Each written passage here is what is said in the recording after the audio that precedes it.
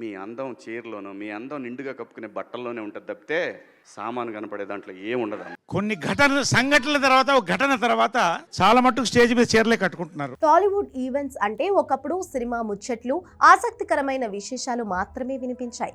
కానీ ఈ మధ్య కాలంలో సినిమా ప్రమోషన్స్ కంటే స్టేజ్ మీద నటీనటులు మాట్లాడే మాటలే ఎక్కువ వైరల్ అవుతున్నాయి. ముఖ్యంగా సీనియర్ నటులు సరదా కోసం చేసే వ్యాఖ్యలు లేదా నీతులు చెప్పే క్రమంలో వాడే పదజాలం తరచూ వివాదాలకు కేంద్ర బిందువు అవుతుంది.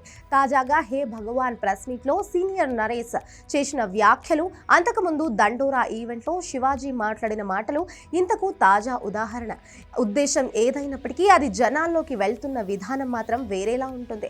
మొన్నటికి మొన్న శివాజీ దండోరా సినిమా ఈవెంట్ లో హీరోయిన్ల డ్రెస్సింగ్ స్టైల్ గురించి మాట్లాడుతూ కాస్త నోరు జారారు.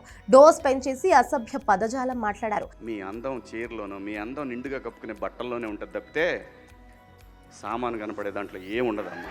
ఇప్పుడు నరేష్ కూడా కాస్త ఓవర్ యాక్షన్ చేశాడనే ఓ వర్గం వాదన.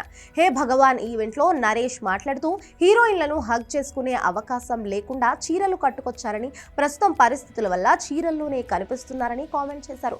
పరిశ్రమలో జరుగుతున్న కొన్ని పరిణామాల వల్ల అమ్మాయిలు జాగ్రత్తగా ఉంటున్నారని చెప్పడం ఆయన ఉద్దేశం కావచ్చు.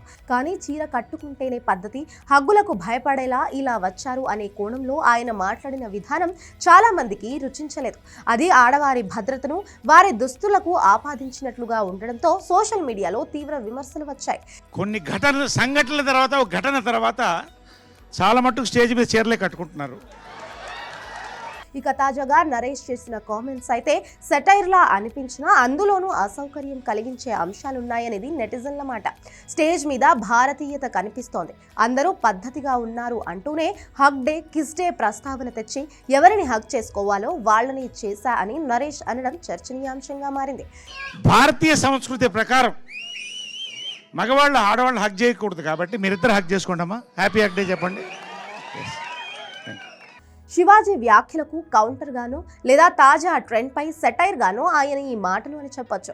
కానీ పబ్లిక్ ఈవెంట్స్ లో, ముఖ్యంగా లేడీస్ ఉన్న వేదికపై ఇలాంటి డబుల్ మీనింగ్ ధోరణి లేదా వెటకారం అవసరమా అన్న ప్రశ్న ఇప్పుడు తలెత్తుతోంది.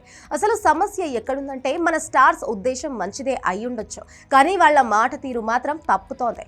నవ్విద్దామని కొందరు, సీరియస్ గా సొసైటీకి మెసేజ్ ఇద్దామని కొందరు ప్రయత్నిస్తున్నారు. కానీ ఈ క్రమంలో వాడే భాష, బాడీ లాంగ్వేజ్ మాత్రం ఈ తరం ఆడియన్స్ కి క్రింజ్ గా అనిపిస్తుంది. ఒకప్పుడు ఇలాంటి మాటలను మాస్ కామెడీ అని సరిపెట్టుకునేవారు, కానీ ఇప్పుడు ప్రతి మాట రికార్డ్ అవుతుంది, ప్రతి ఎక్స్ప్రెషన్ మీమ్ అవుతుంది. ఏ ఉద్దేశంతో అన్నా సరే ఎదుటి వారిని ఇబ్బంది పెట్టేలా లేదా కించపరిచేలా ఉన్నప్పుడు అది ఖచ్చితంగా తప్పే అవుతుంది. చివరిగా చెప్పాలంటే ఇది 2026 ఆడియన్స్ ఆలోచన విధానం, సెన్సిబిలిటీ పూర్తిగా మారిపోయింది. ఏం చెప్పాలనుకున్నా ఎవరిని నొప్పించకుండా చెప్పడం చాలా ముఖ్యం. సీనియర్ నటులు తమ అనుభవంతో స్టేజ్ మీద హుందాగా వ్యవహరించేలా తప్ప ఇలాంటి కాంట్రవర్సీలతో, వార్తలతో నిలవడం వారి స్థాయి తగదు. మైక్ ఉంది కదా అని ఏది పడితే అది మాట్లాడేస్తే సోషల్ మీడియా కోర్టులో తీర్పు చాలా వేగంగా, ఘాటుగా వస్తాయని మన స్టార్స్ గ్రహించాల్సిన సమయం ఆసన్నమైంది. మీ అందం చీరలోనో, మీ అందం నిండుగా కప్పుకునే బట్టల్లోనే ఉంటుంది తప్పితే సామాను కనపడే దాంట్లో ఏముండదమ్మా.